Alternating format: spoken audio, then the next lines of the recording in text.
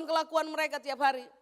Tapi mau lihat orang rohani atau tidak, cermati isi dari pikiran mereka. Logika berpikirnya objektif enggak atau ekstrim. Semua yang ekstrim pasti enggak rohani. Pertimbangkan ulang, ini orang punya isi pikir itu sehat enggak? Kalau orang punya isi pikir enggak sehat, dia punya manusia rohani itu pasti miskin. Kenapa? Karena enggak diperkaya dengan kebenaran dalam kehidupan. Nah ini yang perlu kita pertimbangkan. Semakin kita rohani, seharusnya kebenaran itu semakin kita setujui dalam hidupnya kita Pak Ibu. Kalau kebenaran semakin kita setujui, yang terjadi adalah, saya ulang, kita objektif, kita sehat dalam cara berpikir, kita meyakini kebenaran, kekhawatiran menyingkir. Coba, lihat ayat 31.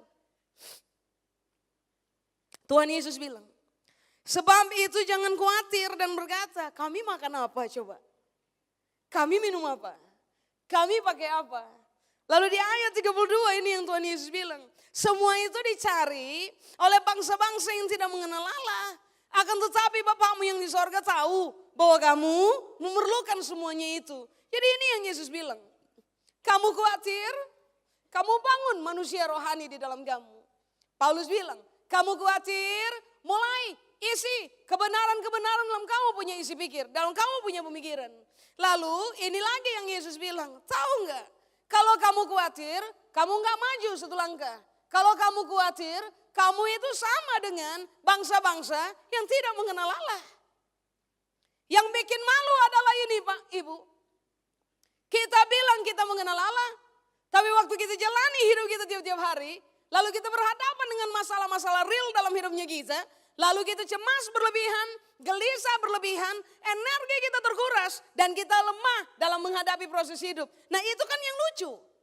Sedangkan ini yang Yesus bilang, semua bangsa yang gelisah berlebihan, cemas berlebihan, tidak mengalami keseimbangan untuk mempercayai Tuhan dalam kehidupan. Mereka gak kenal Allah. Nah apa bedanya dengan kita?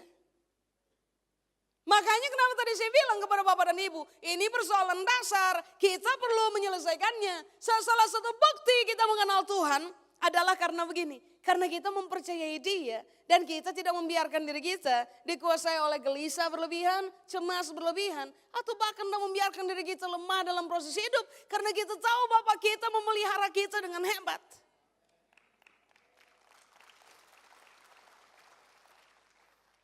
Saya nggak tahu, saya pernah cerita ini buat Bapak dan Ibu atau tidak. Tapi mari saya cerita. Tahun 2012 saya itu mendapatkan keyakinan untuk kasih sekolah beberapa anak-anak. Kasih kuliah beberapa anak-anak. Untuk kepentingan mereka menjadi bidan, kepentingan mereka menjadi guru. Nah setelah mereka lulus proyeksinya adalah begini. Utus mereka untuk membangun kawasan timur Indonesia di area pendidikan dan kesehatan. Nah sekarang ini fokus areanya adalah Papua, Maluku, dan NTT. Nah start di 2012 saya kasih tahu kepada beberapa orang di dekat saya, mari kita berdoa, kita adakan seleksi, kita uji orang-orang, anak-anak, lalu kemudian kita kasih kuliah mereka. Tapi orientasinya itu, mereka harus jadi berkat di area pendidikan dan kesehatan. Nah akhirnya punya tes, selesai, dapat 8 anak. Nah semua udah lulus, tinggal satu ujian lagi yang mereka harus selesaikan, yaitu di kampus tempat di mana mereka harus kuliah. Nah saya terbangkan mereka semua, tiba di Surabaya, lalu kemudian mereka mulai mengikuti ujian terakhir, ujian di universitas. Nah rupa-rupanya lulus semua. Nah dikasih waktu untuk bisa masuk kuliah, harus bayar di awal kan. Nah hari itu tagihannya harus bayar di awal tuh 99 juta something, tambah beberapa ribu tuh 100 juta. Kurang 2 minggu harus bayar, kepala pendidikan saya telepon saya dan bilang, Kak, kita tuh 2 minggu lagi harus bayar, waktu itu 99 juta something, bilang aja 100 juta. Kita harus bayar kira-kira 100 juta Kak, 2 minggu lagi. Kalau kita enggak bayar, sekalipun anak-anak udah lulus ujian, tapi mereka enggak bisa kuliah. Lalu saya bilang, tanya bendahara dulu, uang ada ke tidak? Uang di yayasan ada enggak untuk kepentingan ini? Bendahara bilang enggak ada. Lalu kepala pendidikan tanya buat saya, lalu bagaimana ini Kak? Lalu saya bilang sama kepala pendidikan saya, panggil semua orang, panggil semua anak, sudah kasih tahu realita yang sedang kita hadapi dan mari kita berdoa. So kita tidak mungkin minta-minta orang. Kita minta sama Tuhan. Karena Tuhan kasih impresi, Tuhan kasih tuntunan, kita sedang belajar untuk melakukannya. Nah Tuhan harusnya tanggung jawab. Karena dia punya nama adalah Alfa dan Omega. Dia mulai, dia harus mengakhiri. Itu prinsip. Betul? Saya suruh semua anak, ayo kita berdoa, minta Tuhan 100 juta. Supaya kalian bisa sekolah. Sudah? Anak-anak mulai berdoa hari itu, sampai kemudian tinggal 1 minggu. Kepala pendidikan saya telepon lagi dan bilang, Kak ini tinggal 1 minggu ini. Terus saya bilang, uang belum masuk, belum ada uang. Ya sudah, berdoa lagi. Mau apa? Mau jual diri pinggir jalan? Nah itu gak bisa. Jadi sudah, akhirnya saya bilang tinggal 1 minggu mari kita berdoa. Nah saya ingat betul, pada range hari itu, momen itu, ada tepat di hari Sabtu. Nah saya terbang ke satu kota untuk pelayanan tentu saja. Lalu saya panggil anak-anak di kota itu, lalu saya bilang mari kita berdoa dulu. Karena kita butuh uang, kira-kira 100 juta supaya anak-anak di Surabaya semua bisa kuliah. Lalu saya ingat betul hari Sabtu itu sampai jam 11 malam kita berdoa. Cuma minta minta uang. Sudah? Setelah jam 11 malam selesai saya suruh anak-anak pulang. Setelah mereka pulang sudah tidur. Besok pagi waktu tangan masuk di bawah bantal, nggak ada cek 100 juta, nggak ada.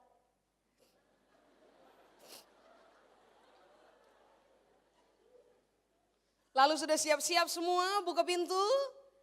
Nggak ada tuh dikirim box di depan tertulis 100 juta, isinya tumpukan uang, nggak ada.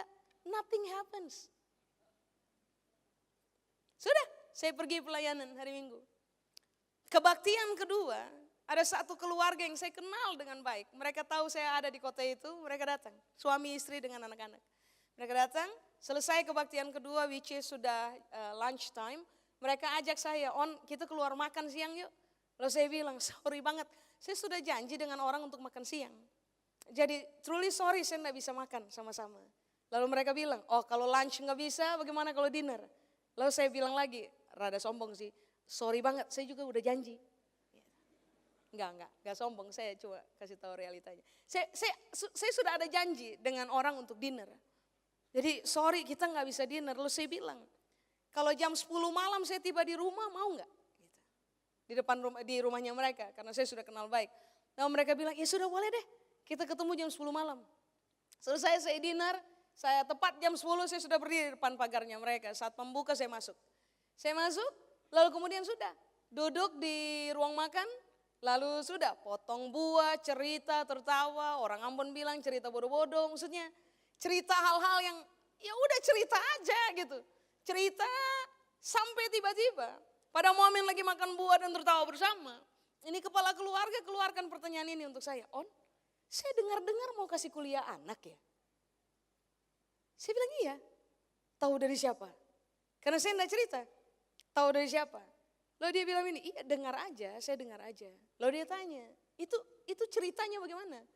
Lalu saya cerita, saya punya kepentingan kalau untuk bangun kawasan timur Indonesia di area pendidikan dan kesehatan, ya saya cerita A to C. Lalu sudah, ini pertanyaan yang dia tanya. Itu kira-kira sampai mereka lulus habis berapa? Karena saya bilang beasiswanya saya enggak kasih cuman beasiswa kuliah, beasiswa full, makan, minum, pakai, transport, tempat tinggal, beasiswa full. Terus saya bilang, hari itu saya ingat angka, sekarang saya sudah lupa. Hari itu tuh angkanya 700 something juta, tambah beberapa ribu tepat 800 juta. Lalu orang itu lihat saya rada lama. Kemudian dia berdiri dari kursinya, kursi meja makan.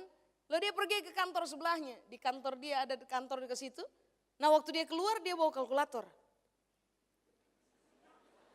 Iya. Kalau bapak ibu tanya saya, mari saya kasih tahu. Momen itu saya tidak rasa apa-apa, kayak hampa aja. Jadi saya enggak berpikir ini, asik dia bakal kasih uang. Enggak.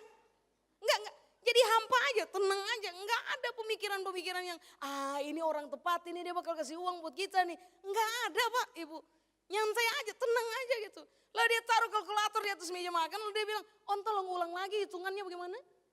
Lalu saya bilang, hitungannya bla bla bla bla, sudah dia enggak tahu dia hitung bagaimana cara.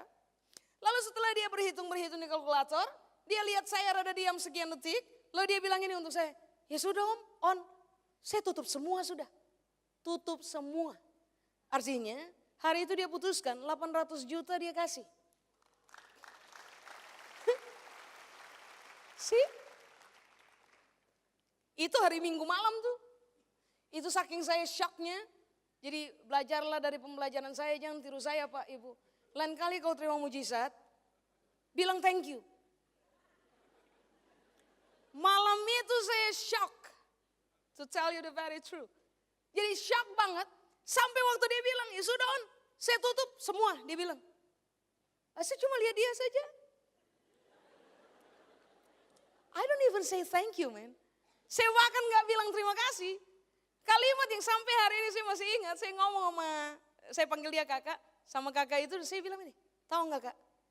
Kepala saya tuh seperti barusan disiram sama orang air es satu ember. Lalu semua kita tertawa. Lalu akhirnya saya pulang. Tiba di tempat saya menginap baru saya sadar. Ya ampun, saya belum say thank you. Ya, nah itu sudah jam 12 malam itu. Saya telepon semua anak dan saya bilang, problem solved. Tuhan menyelesaikan.